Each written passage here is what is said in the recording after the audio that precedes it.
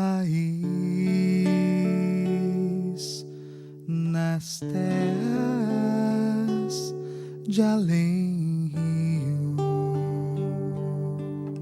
rio, cheio de flores, de prazer e luz, é destinado às almas resgatadas. Lá não terão mais lutas, nem mais cruz, pois é ali que a morte não mais entra, nem mais pecado brilho tirará. Jesus, o Rei destas mansões tão lindas, os salvos todos com prazer abraçará.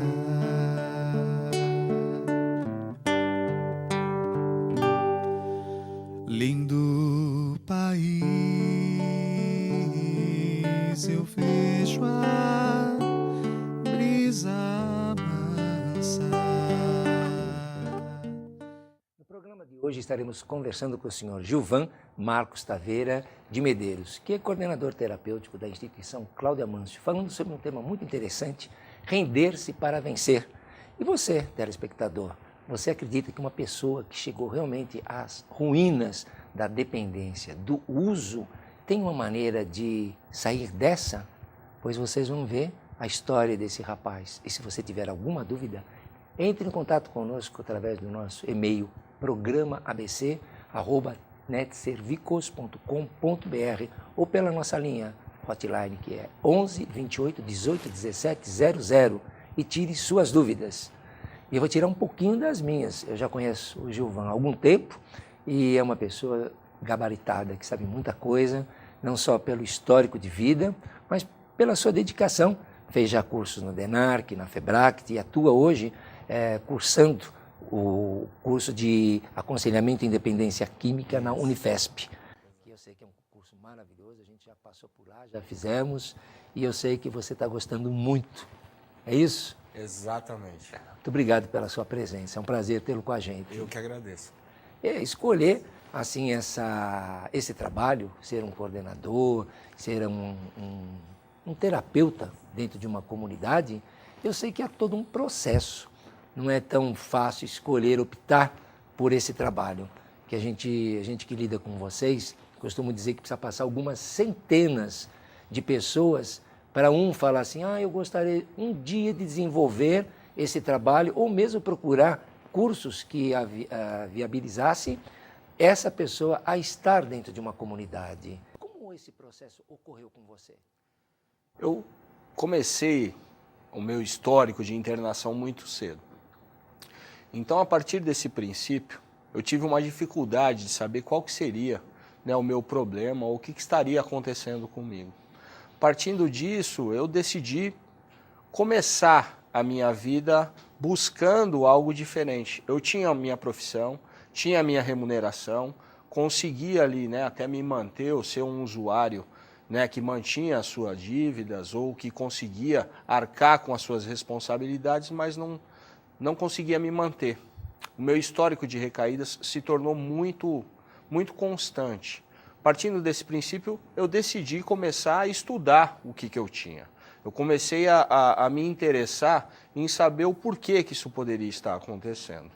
Partindo daí, eu comecei a fazer um curso no DENARC, fiz o curso do DENARC e a partir dali me abriu realmente o interesse de trabalhar com isso, de fazer algo nessa área, porque é muito gratificante trabalhar.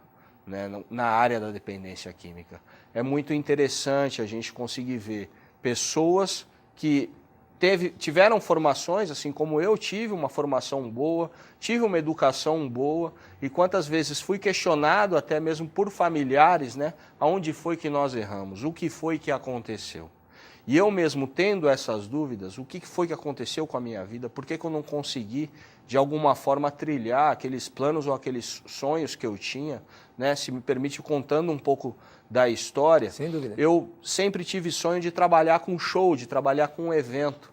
E eu me dediquei a essa área e até trabalhei como técnico em áudio, fazendo shows. Trabalhei 5 anos no Memorial da América Latina, fiz orquestras, fiz Festival de Inverno de Campos do Jordão, consegui a minha remuneração, só que sempre preso à droga, sempre preso à substância. E isso não me trazia... Perdi 2 casamentos por conta disso, não consegui uma estabilidade de vida por conta disso. E a hora que eu comecei a fazer o curso do DENARC, até nenhuma das minhas internações que me foi de uma forma oferecido, porque nessas internações meio que já ia partindo para esse lado, né? As pessoas, né, os responsáveis pelas comunidades já falavam, olha, você tem um perfil de pessoa para continuar nessa linha, você tem um perfil de pessoa para cuidar de pessoas, você serve para ser um cuidador. E eu não conseguia aceitar isso para a minha vida. Eu falei, não, eu numa comunidade, nunca. Eu viver numa comunidade, jamais. Já estava muita internação, eu falei, não, não quero mais saber de comunidade. Você é louco, eu vou morar numa comunidade? Não quero isso para a minha vida.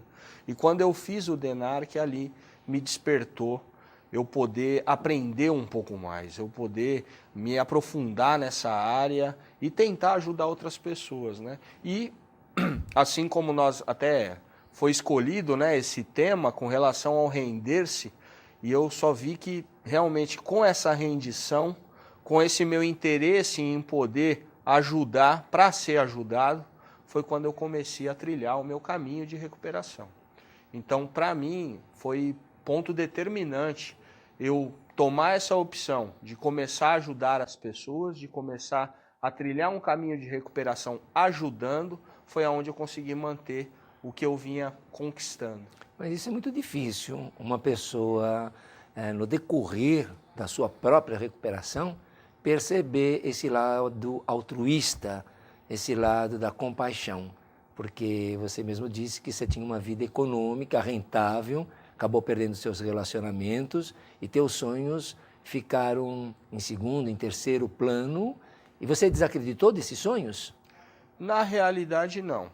Só que como eu tive uma formação espiritualizada, digamos assim, né, eu cresci numa família em que prezava muito princípios, valores, eu acho que nas internações, ou nesse caminho de recuperação, isso começou a ser resgatado. E eu comecei a perceber que aquela situação material que era interessante para mim por conta do trabalho que eu tinha e pela remuneração, não estava me trazendo satisfação. E eu comecei a entender que eu estando em recuperação ou estando na comunidade, eu era mais feliz do que tendo uma conta bancária recheada, digamos assim. Então aquilo foi o que começou a me chamar a atenção nesse sentido. Você disse que no DENARC te chamou a atenção. O que te chamou? Uma das aulas ou alguém, um assunto que te deu esse insight? Na realidade, sim. Foi uma aula com duas... não sei se são delegadas, né, do DENARC, duas professoras que lá ministraram uma aula, que falaram do tato que elas tinham com os pais. A hora que ela começou a falar, o desespero do pai, da mãe, que chega lá sem saber o que fazer, que chega lá muitas das vezes sem entender o que está acontecendo com o seu filhinho, digamos assim, aquele menino que foi cuidado com tanto carinho, aquela pessoa em qual eles depositaram tantos sonhos, tantos planos, e elas chegam lá simplesmente desestruturadas, sem saber o que fazer, né, tomado por um poder destrutivo, né, aquela criança do bem já não é mais o mesmo, né? A hora que ela começou a relatar essas mães trazendo a imagem dos seus filhos completamente distorcido por conta do uso da droga, eu creio que ali foi onde eu eu falei, eu posso tentar fazer alguma coisa para ajudar isso. E assim, você acredita que seus pais sofreram com você na sua adicção? Muito. Teve muitas internações? 17 internações. 17 internações? 17 Alguma, por acaso, involuntária? Nunca. Involuntária, não? Não. Não, eu creio que até pela questão financeira. Né? Eu creio que a minha mãe não optou por isso, por ser realmente uma situação a qual é preciso se ter um poder aquisitivo alto para poder manter alguém numa internação involuntária. Sem dúvida. Né? Então, eu creio que essa foi a opção dela, mas ela chegou a um ponto a simplesmente fechar as portas. Né? Não aceitava mais, não queria mais, e sempre foi assim, você quer ajuda? Você está precisando de ajuda? Eu estou aqui. Você não quer continuar na vida que você está vivendo, simplesmente tome o seu rumo. E sua mãe participava nessa época em algum grupo de apoio para a paz? Sempre, desde que eu comecei a ter contato com substância, minha mãe procurou saber o que estava acontecendo comigo. Então ela ia também nas salas que haviam no DENAR, que ela também foi uma dessas mães que foi procurar informação na delegacia de narcóticos para saber como lidar. Procurou grupos de amor exigente, grupos de Naranon. Ela frequentou bastante tempo isso durante toda a minha adicção ativa. Ela sempre esteve presente, né? E eu creio que foi até por isso que ela chegou um tempo e deu um basta. Falou, olha, eu vou viver a minha vida, se você quer viver a sua vida dessa forma, segue ela. Caramba. Eu preciso cuidar da minha. Você falou 16, 17 internações até chegar nessa última? 17 internações até chegar na última. Então você teve 16 anteriores. E no decorrer dessas 16, começou com que idade? Minha primeira internação foi com 21 anos. 21 anos. 21 anos. E você, no decorrer mesmo, ao sair de uma ou de outra comunidade, você mantinha-se assim, sóbrio durante um tempo mais prolongado? O maior tempo sóbrio que eu conquistei saindo de uma comunidade foi me manter um ano longe da substância. E você tinha ficado quanto tempo na comunidade? Fiquei 9 meses. 9 meses? 9 meses. Com o programa de dos 12 Passos? Na realidade, a maioria das comunidades que eu passei era religiosa. Religiosa. Então eu acho que isso foi até o que, não que dificultou, porque o maior problema da dependência é a questão de ser um tratamento individual. Não tem como generalizar. Aquilo que deu certo para um pode ser que não dê para outro. Não falando que não deu certo ou que não possa dar certo para outras pessoas. Mas para mim não funcionava. Naquela situação de eu estar dentro de uma comunidade, num cronograma religioso, né, constante, a hora que eu saía aqui sem ter um pós-tratamento e não tinha como manter aquele mesmo cronograma religioso diário, simplesmente não tinha como me manter, eu não conseguia me sustentar, né? Mesmo espiritualmente ou mantendo fora alguns hábitos que eu já tinha no dia a dia ou que o próprio contato com a sociedade me oferecia, porque se fosse para eu viver, né, da forma que a comunidade me passava na questão religiosa, eu teria que simplesmente me desligar da sociedade. Mas ajudou, em parte ajudou. Ajudou. Essa parte religiosa das internações. Com certeza. E você ficou mais tempo em comunidade de 12 Passos? Durante todo esse tempo, nessas 16, 17 comunidades que você passou, ficou mais de 12 Passos? Fiquei com a mais em filosofia? comunidades religiosas. Religiosas. Caramba. E aí, quando você saiu, você não acabou indo para uma dessas igrejas? Tentou como uma ferramenta a igreja? Eu cheguei a me manter. Esse período que eu fiquei limpo, saindo dessa comunidade, foi o período que eu estava num grupo, né, no grupo de jovens da igreja, ou tentando, de alguma forma, montar um grupo social, né, fazer parte de uma rede social. Só que, de alguma forma, não era aquilo que eu entendia como me tornar um religioso. Eu creio que aquilo não era realmente a minha vontade. Né? Eu não tinha aquela vontade de estar ali fazendo daquele jeito. Não era a percepção que eu tinha com relação a ser religioso, ou a prestar um culto, ou de alguma forma ter um contato com Deus, aquela não era a minha visão. Não era. E a partir de que momento que você começou a perceber, então, que você gostaria de ficar numa comunidade? Porque não faz tanto tempo assim também. Quando eu decidi tomar essa situação de viver numa comunidade prestando ajuda a outros, foi quando eu realmente decidi Render. não, né, decidi não olhar mais para as coisas que o mundo, digamos assim, né, ou que a sociedade pode oferecer.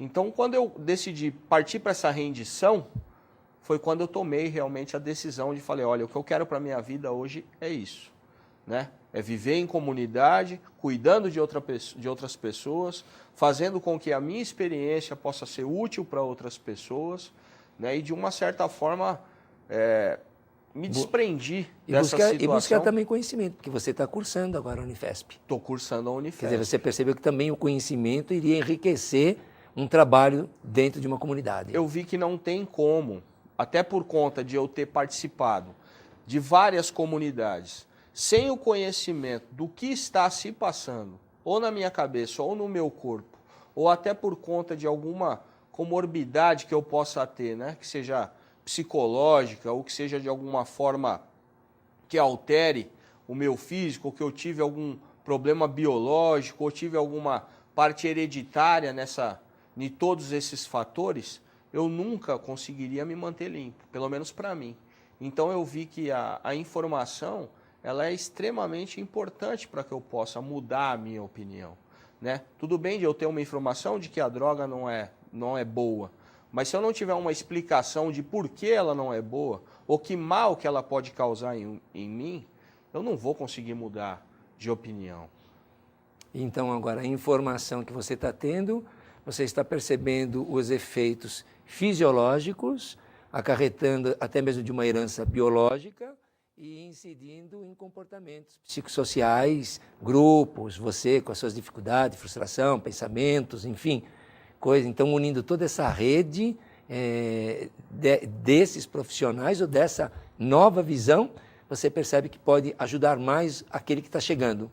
Eu acho que quando a gente faz um tema na comunidade, de alguma forma trazendo informação para os meninos, de o porquê que eles não podem usar a primeira dose, digamos assim, mas não simplesmente só falando para ele, olha, você não pode, mas mostrando para ele, olha, você não pode, porque o seu cérebro, o seu sistema nervoso, quando você tinha uma tolerância alta ao uso da substância, ele simplesmente criou um backup daquilo que você usava.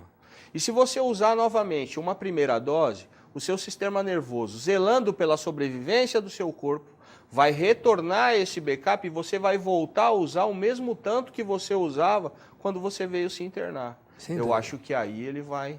Não é simplesmente eu falar para ele, olha, você não vai usar só uma, você não vai conseguir usar só uma, e ele quer saber o porquê. É aquela questão, informação sem explicação não muda opinião.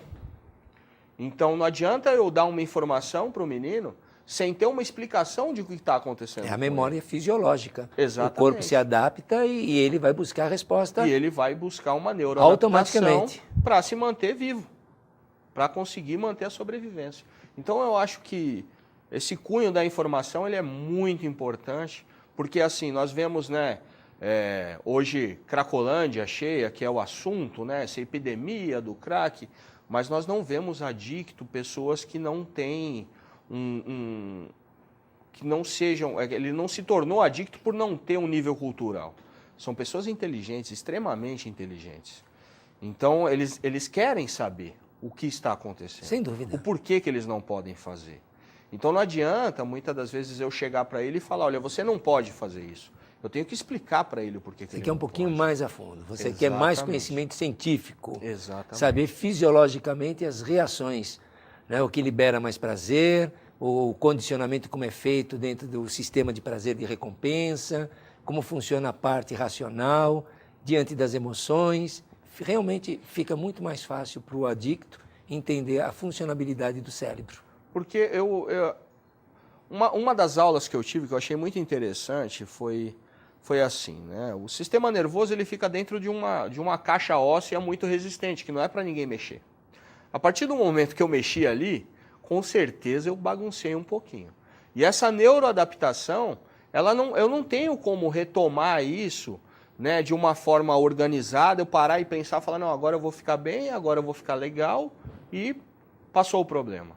Não, eu tenho que de alguma forma saber o que eu vou poder fazer, o que eu não vou poder fazer, que tipo de limitação que eu vou ter que me colocar, né? quais seriam aí as coisas que eu não vou poder chegar mais perto, o que de alguma forma vai me trazer algum risco.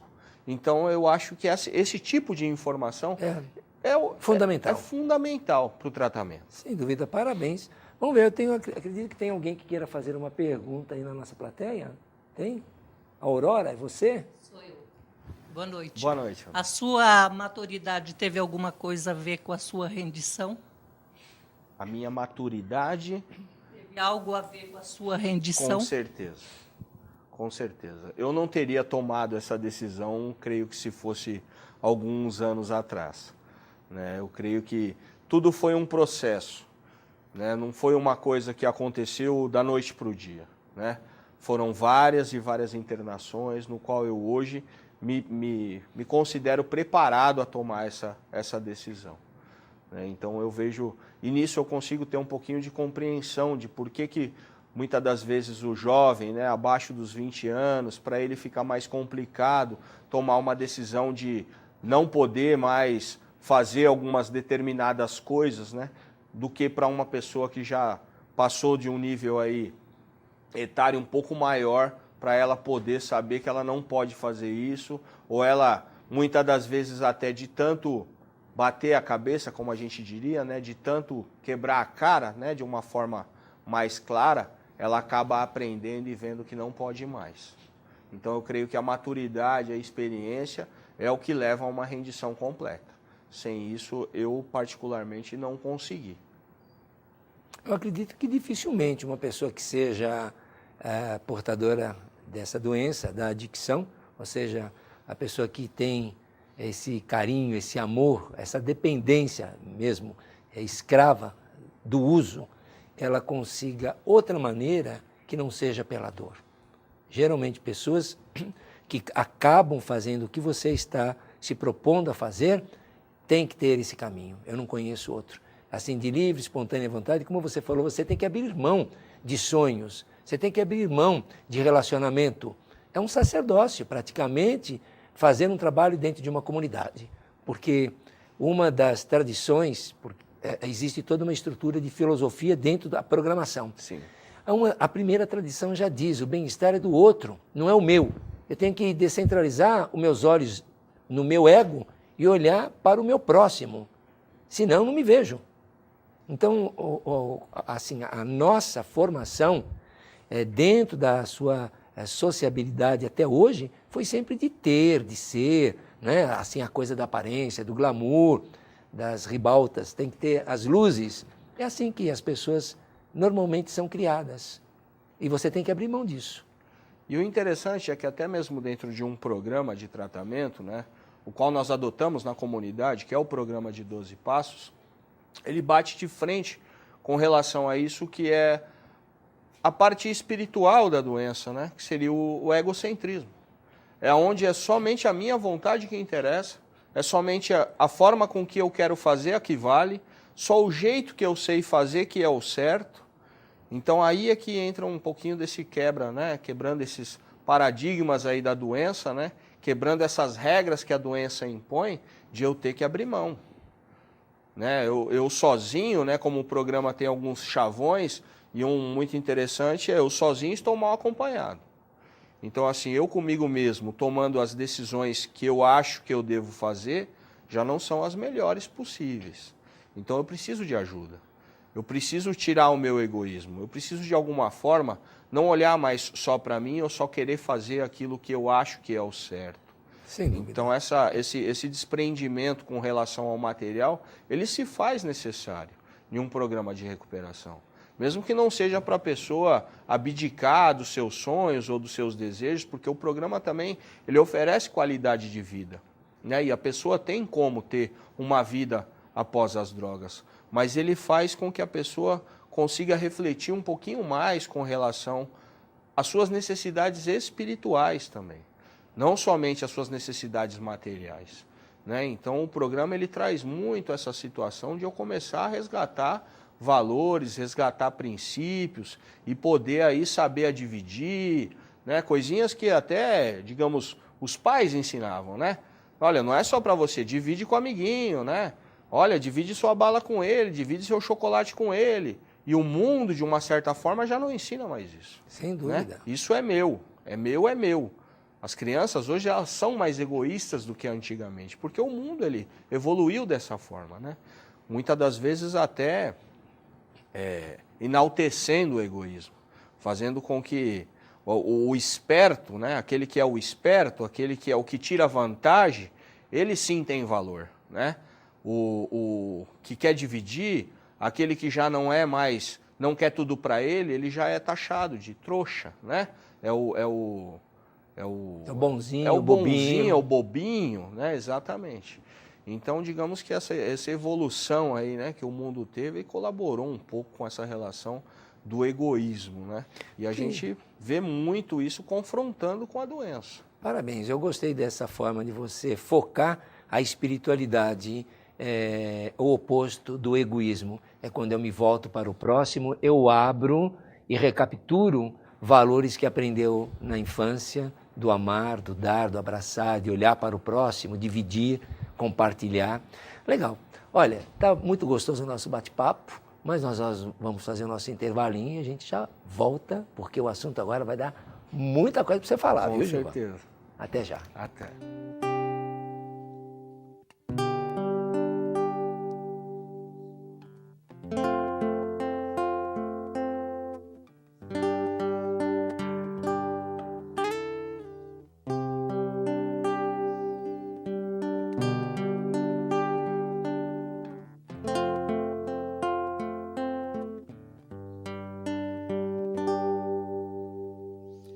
Supremo Deus, o grande eu sou, a rocha eternal, onipotente Senhor, Rei dos reis, o vencedor, o nosso Criador, Pai Redentor, a primeira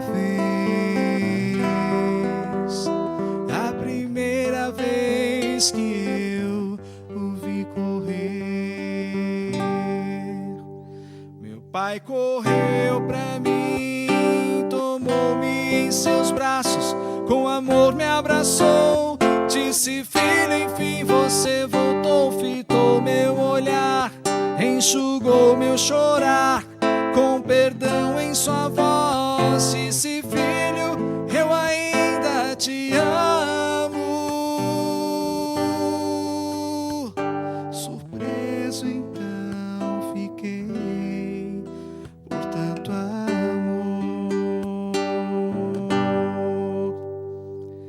Eu sei que ao partir seu coração eu feri, pensei que jamais meu Pai iria me aceitar, mas então relembrei seu amor por mim, eu decidi voltar e à frente eu o vi, foi a primeira vez que eu o vi correr. Meu Pai correu pra mim, tomou-me em seus braços, com amor me abraçou, disse: filho, enfim você voltou, fitou meu olhar, enxugou meu chorar, com perdão em sua voz, disse: filho, eu ainda te amo. Surpreso então fiquei e prostrei-me aos seus pés por tanto amor.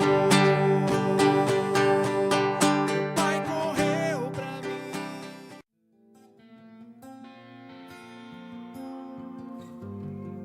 Quando fecho os meus olhos,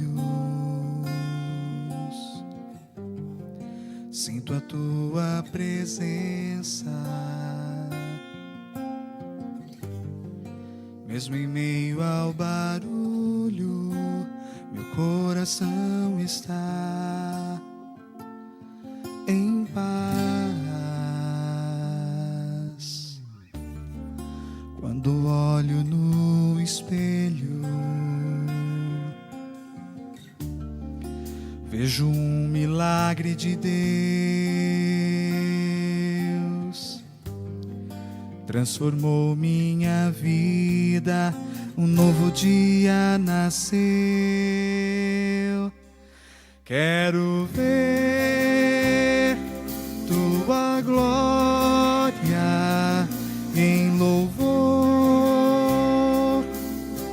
te agradecer. Quero estar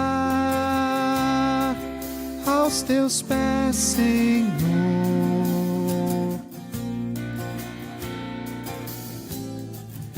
Não importa por quanto tempo eu tenha que esperar,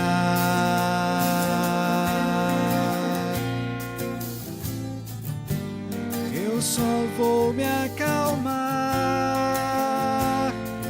quando aos teus pés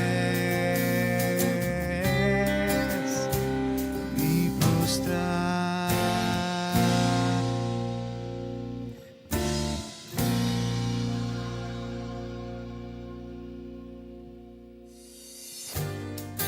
Quando só tua voz me consola, em momentos de aflição, no escuro do meu quarto. Estamos de volta com o programa Família, recebendo hoje a visita do Sr. Gilvan Marcos Taveira de Medeiros, com o tema Render-se para Vencer. E você, assinante, se você tiver alguma dúvida, entre em contato conosco através do e-mail programaabc@netservicos.com.br ou pela nossa linha, pelo hotline 11 28 18 17 00 e tire suas dúvidas.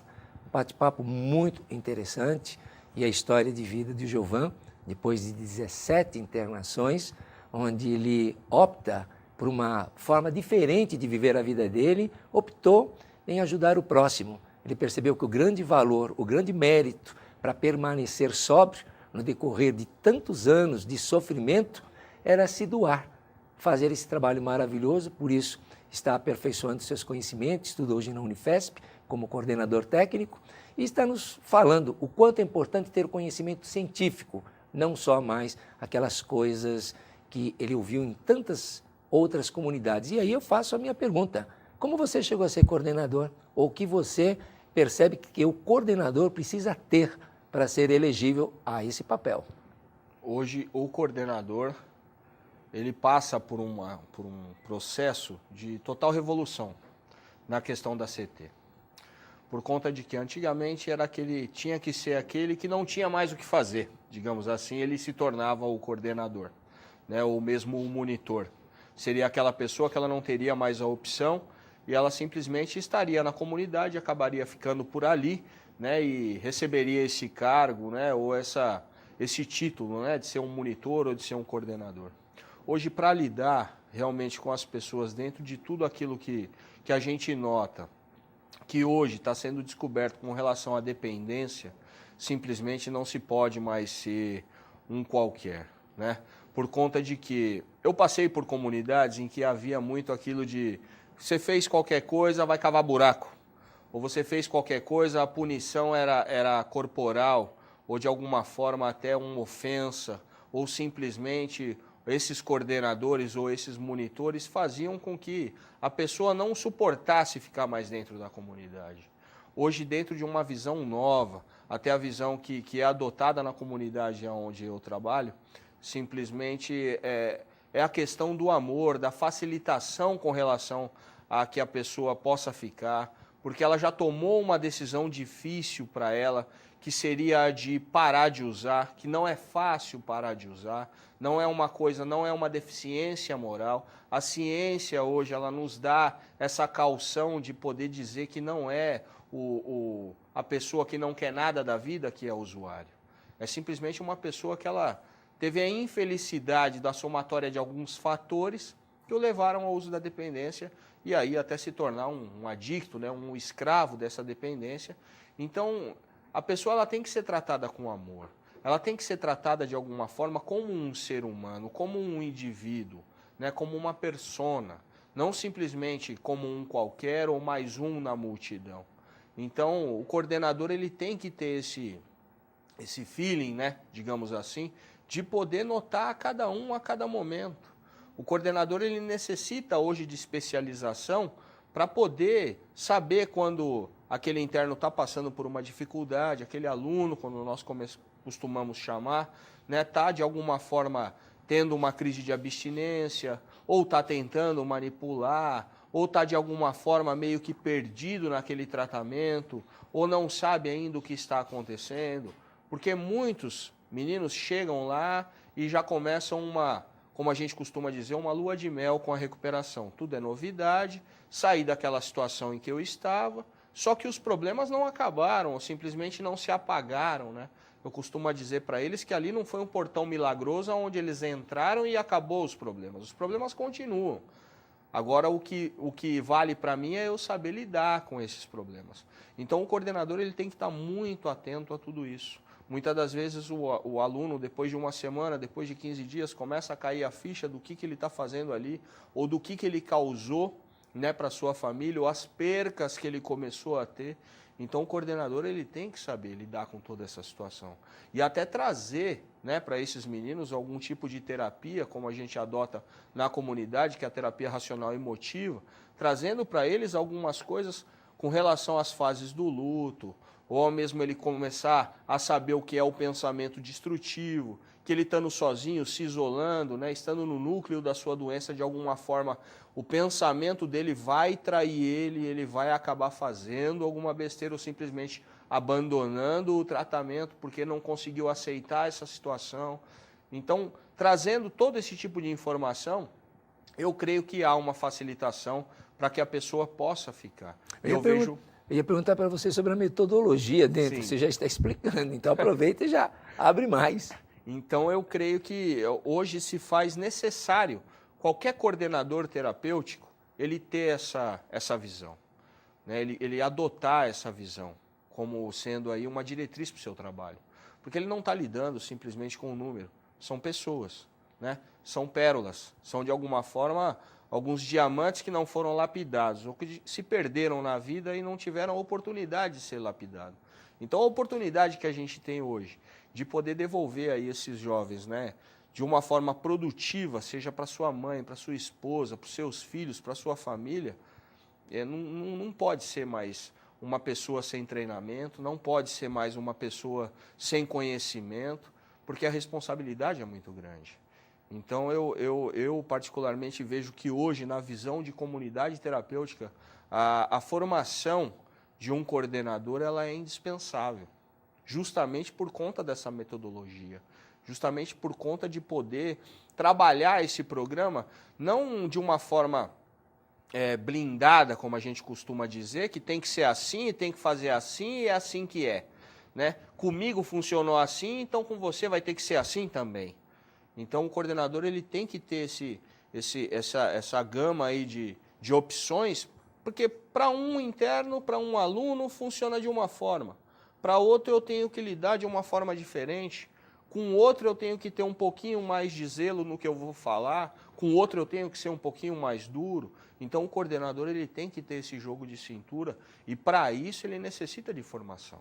Sim. Não só a formação de experiência de vida, mas também com todo tipo de informação que a gente tem hoje, que a ciência nos dá aí, né, calção para a gente poder trabalhar com esses meninos. E no caso teria mais outros profissionais para dar esse apoio? Tudo, né? Toda uma equipe em cima desses meninos, né? Digamos assim. Lá nós temos um profissional psicólogo, temos também um psiquiatra, temos também a parte terapêutica que a gente faz com eles, que seria justamente essa questão da terapia racional emotiva, algumas temáticas, também com recurso audiovisual, onde os meninos podem, de alguma forma, assimilar ou absorver o máximo de informação possível, e a gente facilitando e dando para eles a opção de colocar isso no dia a dia deles.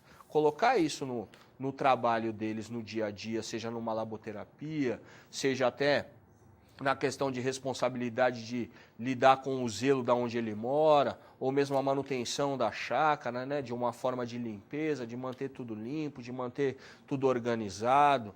Então a gente procura trabalhar muito isso com eles. E né? o lado espiritual, onde entra aí? De que forma que vocês vão abordar? Eu creio que a espiritualidade ela é o ponto-chave na recuperação. Por conta de que a espiritualidade ela não é a religião. Né? A gente tem que ter muito cuidado para não confundir as coisas. Espiritualidade não está ligada à religião. Né? A espiritualidade ela é simplesmente aquilo que eu tenho de mais valioso. Aquilo que eu tenho em primeiro plano na minha vida está ligado à minha espiritualidade. Sem dúvida. Então, a minha espiritualidade hoje ela está ligada às minhas preocupações, aos meus objetivos, aos meus valores, aos meus princípios. Então, o resgate disso é feito de uma forma muito sutil, trazendo ensinamentos, tanto de um programa espiritual, como é tido o programa de 12 Passos, e também através da Bíblia Sagrada, né? Sem cunho de religião. Nós falamos ali uma situação da Bíblia que é interessantíssima, que eu acho que é base, né, para mostrar para os meninos, são os 10 mandamentos.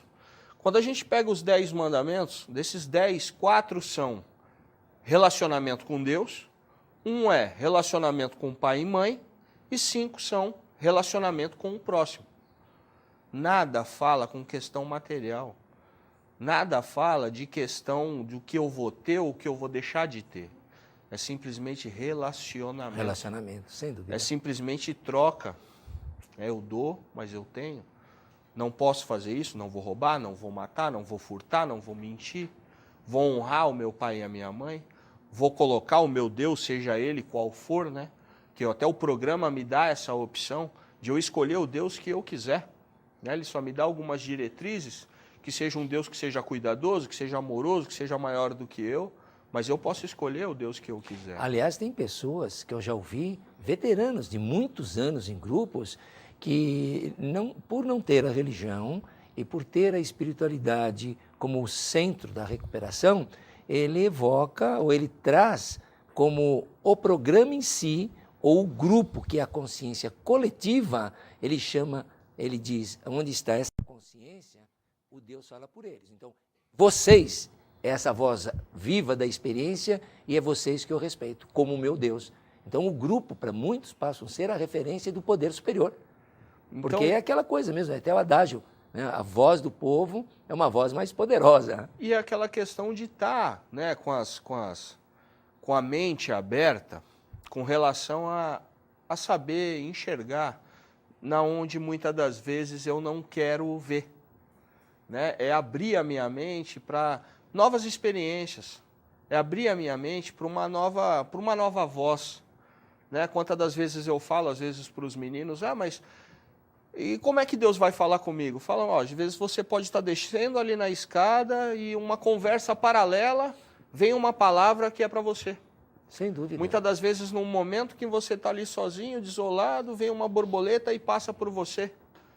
Muitas das vezes eu estou na minha cama e vem a frase de um louvor que está sendo tocado num outro quarto que fala comigo. Então eu creio que a espiritualidade ela é ligada a isso. Ao todo. É de estar de antena ligada, mente aberta. ouvindo, mente aberta, ouvindo da onde quer que venha. Muitas das vezes eu impeço ou limito Deus na minha vida. Né, por conta disso. Eu jamais acredito que Deus possa falar comigo da forma com que Ele queira. Né? E a gente ali procura pegar na Bíblia Sagrada, né, sem de alguma forma tocar em religião, mas Deus, um momento na Bíblia, Ele chegou a falar com o profeta através da boca de uma jumenta. É o que é falado. Então, assim, são coisas que esteja com a mente aberta, né? Aprenda a tentar achar Deus em outras tudo, situações. tirar as lições da vida.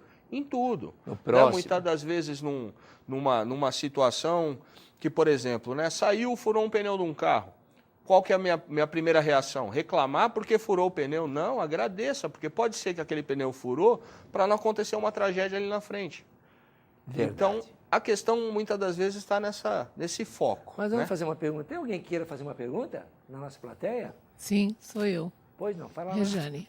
Quem é que vai falar? Sou eu, Rejane. A Regine, por favor. Boa noite, Gilvan. Boa noite, gente. Dentro dessa sua explanação, você está falando que você foi muitas vezes internado em instituições religiosas, não é isso? Você acha que a família perdeu um pouco a espiritualidade, a religiosidade, e por isso a gente está tendo tanto descaminho, tantos meninos procurando na droga um alívio, um consolo? Você acha que se a família não voltasse para a espiritualidade, não voltasse para dentro, para Deus, não seria assim uma coisa mais fácil? O que você acha? Olha, Regiane, eu vou contar para você um vídeo que a gente passa para os meninos que vai te responder essa questão. Né, um professor, numa sala de aula, tenta explicar para o aluno que Deus criou o mal. E ele fala que o mal foi criado por Deus, então Deus é mal. E esse aluno, de pronto, corrige o professor e fala: professor, o frio existe? Aí o professor fala: não, é lógico que existe. Aí o menino fala: não, o senhor está errado, o frio não existe. O frio ele é ausência de calor. A ciência ela explica o frio como ausência de calor. Aí o menino ainda continua indagando o professor: professor, mas o escuro existe? A escuridão existe? O professor fala: é claro que a escuridão existe, você nunca ficou no escuro? Aí o menininho vira para o professor e fala: não, o senhor está errado novamente. Né? O escuro não existe. O escuro é simplesmente a ausência da luz. Então eu provo para o senhor que o mal não existe. O mal ele é a ausência de Deus. Então eu creio que se houvesse Deus na família, na minha percepção, né, naquilo que eu consigo enxergar, se as pessoas deixassem, né, Deus, seja ele qual for, conforme a concepção de cada um, né, tomar a sua vida, ou que os princípios fossem tomados em cima, né, de alguns ensinamentos, de princípios, de valores, né, o que é certo ser certo, o que é honesto ser honesto, né? Não ter mais essa situação a qual nós estávamos falando, que hoje o ser honesto é o errado. Né? Eu não posso mais ser honesto. Se eu sou honesto em alguma situação, eu sou errado. E não é isso. Né? E a prática desses princípios, com certeza, eu creio que a família ela acabaria aí com 99% dos problemas dentro dessa família. Por quê? Porque ela traria ali Deus, né, para o meio dela. Com isso, o mal não teria lugar para trabalhar. Não sei se eu respondi a sua pergunta, mas eu entendo dessa forma. Tá ótimo, maravilha. Aliás, é importante falar ao telespectador que esse menininho foi por volta de 1902 e o nome dele é Albert Einstein. É um gênio da racionalidade e do conhecimento. Portanto, nós estamos falando da ciência, de alguém que via a ciência e colocou, aliás, foi aplaudido em pé e chamado a atenção e foi perguntado: como é o seu nome? Brilhante a sua explicação. Já era um gênio por volta da sua pré-adolescência. Muito bem colocado e muito bem lembrado. E assim, resgatar, como você disse, recapturar a educação da base, trazer os mandamentos, como você falou, que ainda se fala mais de relacionamento, assim como os princípios de qualquer programação anônima, eles trabalham muito mesmo com o princípio do relacionamento, do autoconhecimento, o que as pessoas normalmente não se dá mais oportunidade, porque isso me remeteu também a uma percepção adulta, madura, nossa, agora fugiu o nome? Mário Coelho, deve ser isso, Mário Coelho de Andrade. Ele não é o Mário de Andrade, não. É o Mário, me parece que é esse, Coelho de Andrade, que é um cronista, ele viveu até uns 10 anos atrás, até quase 2000, e ele faz analogia que chega uma idade, o homem, ele não tem mais tempo para buscar rótulo, para buscar assim, ilustrar o ego e de participar de convenções onde as pessoas querem o brilho, querem rótulos. Ele diz: hoje o mais importante é a essência. E as pessoas não estão mais voltadas para a essência da vida, os princípios da vida. Nossa, é Mário Coelho, não sei o que, de Andrade. Fantástico. Essa analogia da criança, as maturidades de chegar na vida da adulta, olhar para trás e falar, não, hoje eu não quero perder tempo, porque hoje eu preciso, além de saborear o fruto, que no caso seria a cereja, eu quero até roer o caroço, porque a vida é muito importante, estar com gente que vive essa vida com qualidade. E o programa traz isso para vocês. Com certeza. É mais ou menos isso? Até tem uma frase de Carl Jung que eu acho que ele conseguiu ali trazer, né? O que seria a doença da adicção, né? E ele fala que a doença da adicção, ela é a doença que clama pela plenitude humana. Verdade. Então, muitas e muitas das vezes, eu me entreguei, né? Eu falando da minha pessoa, me entreguei aos prazeres da adicção ativa, buscando o quê? Plenitude, buscando satisfação, buscando o bem-estar. Aliás, é o mal de todos. Mas o nosso tempo, infelizmente, está tão bom o bate-papo que eu tenho que falar um minutinho para você passar uma mensagem para o nosso telespectador. Com certeza. Bom, sem nós buscarmos essa plenitude, sem nós buscarmos a satisfação, né, que a vida pode nos trazer, sem as coisas materiais, sem substâncias, nós simplesmente não conseguiríamos, né, continuar essa caminhada. Então, a espiritualidade, nós buscarmos esses princípios com relação à honestidade, humildade, mente aberta, boa vontade, aceitação ao outro, é fundamental na vida de qualquer um. Se nós não conseguirmos injetar isso ou enxertar isso na nossa mente, né, ou dos nossos filhos, ou das pessoas que nos cercam, com os exemplos que nós damos, porque muitas das vezes eu quero que o meu filho faça algo, mas eu mesmo não faço. E uma vez eu escutei uma frase que diz que o exemplo não é a melhor forma de se ensinar algo, é a única. Parabéns, maravilha. Eu agradeço a vocês que assistiram ao nosso programa até agora e dizer que esse programa tem a participação da Instituição Cláudia Manso, que dá apoio a dependentes químicos e a familiares. Também apoio da Igreja Batista Betel, do programa de voluntariados do canal Net Cidade, do nosso amigo Djalma Lorenzini, do Espaço Vivo e Paisagismo, e agora também da nossa amiga Ângela, de Trajes a Rigor, lá na Rua Piauí 999. E agradecemos a qualquer profissional que queira trazer um tema para discutir aqui, ou os grupos anônimos, será um grande prazer. Muito obrigado, valeu, viu? Obrigado e até o próximo programa.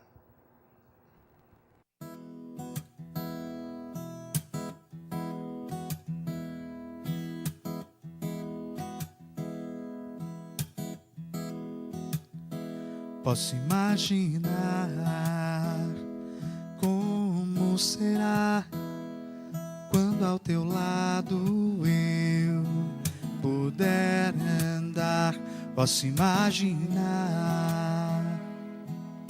o dia em que verei o teu rosto face a face, cercado por tua glória.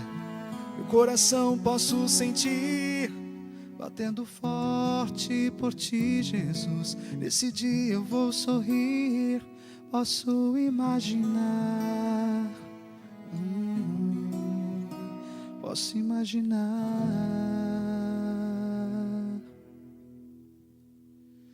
Posso imaginar quando isso acontecer, ao me encontrar com meu Jesus. Posso imaginar quando poderei com minha voz sempre te adorar. Posso imaginar.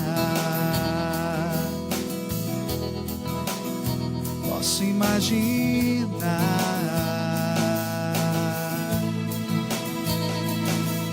Cercado por tua glória, meu coração posso sentir batendo forte por ti, Jesus. Nesse dia eu vou sorrir, nunca mais direi adeus, e prostrado em tua presença vou cantar, aleluia.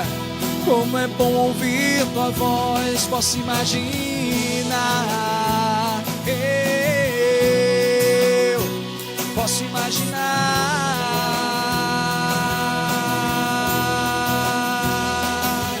cercado por tua glória, meu coração posso sentir, batendo forte por ti, Jesus. Nesse dia eu vou sorrir, nunca mais direi adeus, e prostrado em tua presença vou cantar, aleluia. Como é bom ouvir tua voz, posso imaginar, eu posso imaginar,